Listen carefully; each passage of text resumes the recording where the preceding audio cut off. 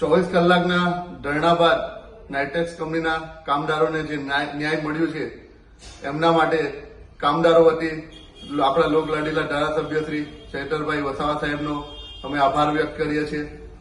ત્યારે આવતીકાલે એક સમાચાર મળ્યા હતા કે આદરણીય મહેશભાઈ વસાવા જે કોંગ્રેસમાં જોડાયા છે એ કોઈ નવી વાત નથી।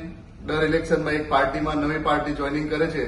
ત્યારે હું એમને એક કહેવા માંગીશ કે તમે જે કોઈ પાર્ટી કરશે જોડશો એમાં કોઈ ફરક નથી પડવાનો, કારણ કે લોકોની ચાહના અને લોકોના દિલમાં ચેતરભાઈ વસાવા વસી ગયા છે। ત્યારે તમારે પણ સ્વીકારવું પડશે અને દરેકે સ્વીકારવું પડશે। ત્યારે એક સમય હતો જ્યારે આપણા આદરણીય છોટુ દાદા જેમના આગેવાનીમાં ભરૂચ જિલ્લો, નર્મદા જિલ્લો જ્યારે પણ કોઈ પાર્ટીએ સરકાર બનાવવી પડતી હોય ત્યારે કિંગમેકરની ભૂમિકા ભજવતા હતા। ત્યારે એનું વિપરીત જઈ, એના વિરોધમાં જઈ મહેશભાઈ વસાવા સાહેબ જે કામ કરે છે કે જે આદિવાસી આગેવાનો છે, ટ્રાઇબલ વિસ્તારના જે આગેવાનો છે એમને આગળ નહીં વધવા દેવા માટે એક ષડયંત્રરૂપી પાર્ટી જોઈનિંગ કરવામાં આવે છે। આગળ જયારે લોકસભાનું ઇલેક્શન હતું ત્યારે ચૈતરભાઈ વસાવા સાહેબને તોડવા માટે, એમને નુકસાન પહોંચાડવા માટે એમને ભાજપ જોઈન કર્યું હતું। ત્યારે હાલ તાલુકા જિલ્લાની ચૂંટણી આવી ત્યારે નવા યુવાનો અને આદિવાસી સમાજના લોકો ચૈતરભાઈ વસાવા સાહેબ સાથે જોડાયા છે।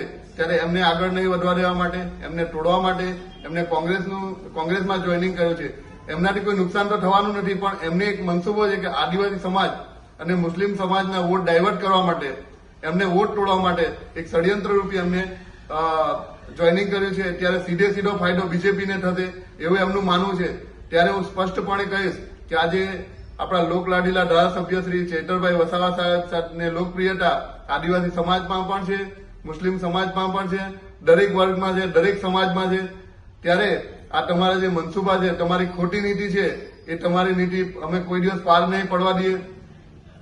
ચૈતરભાઈ વસાવાની લોકપ્રિયતા જે વધતી જાય છે, તમે દાહોદ જિલ્લો જોઈ લેવો, તમે છોટાઉદેપુરમાં જોઈ લેવો, તમે કવાંટમાં જોઈ લેવો, તમે નાઇટેક્સ કંપનીના ધરણા જોઈ લેવો, વારંવાર સમાચારમાં હોય કે સોશિયલ મીડિયામાં હોય મહેશભાઈ વસાવા આ સમાચાર જોતા હોય છે ત્યારે એમને ચેન નહીં પડતો હોય શકે, મને લાગે ત્યાં સુધી। એટલે એમને આવું ગાંડું પગલું ભર્યું હોય શકે કે પોતાની પાર્ટી હોવા છતાં, પોતાના પિતાશ્રી જેમાં રાષ્ટ્રીય અધ્યક્ષ છે એવી હોવા છતાં પણ એમને આજે બીજી પાર્ટીમાં જઈ પોતાના પિતાશ્રીનું નાક કાપવાનું કામ કર્યું છે, એમને અપમાનિત કરવાનું કામ કર્યું છે।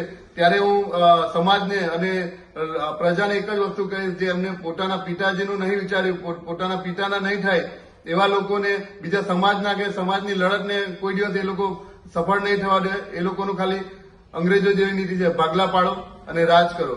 જ્યારે છોટુ દાદાની લડત 90-92માં લડત ચાલતી હતી, એમને અત્યાચારો સામે લડ્યા હતા, એ બધા સ્વીકારવું પડે। તેવી જ રીતે આજે આપણે પણ લોકલાડીલા ધારાસભ્ય શ્રી ચૈતરભાઈ વસાવા સાહેબ છે જે લોકો માટે કામ કરે છે, દરેક વર્ગ, દરેક સમાજ માટે કામ કરે છે, તે પણ આપણે સ્વીકારવું પડશે। એટલે બે જે નેતાએ જે કામ કર્યા છે આપણા સમાજ માટે, આપણા ટ્રાઇબલ વિસ્તાર માટે, એ દરેકે સ્વીકારવા પડશે। એને તોડવાનું કામ માત્ર ને માત્ર મહેશભાઈ વસાવા સાહેબે કર્યું છે, એટલે એમને ઓળખી લેવાની જરૂર છે।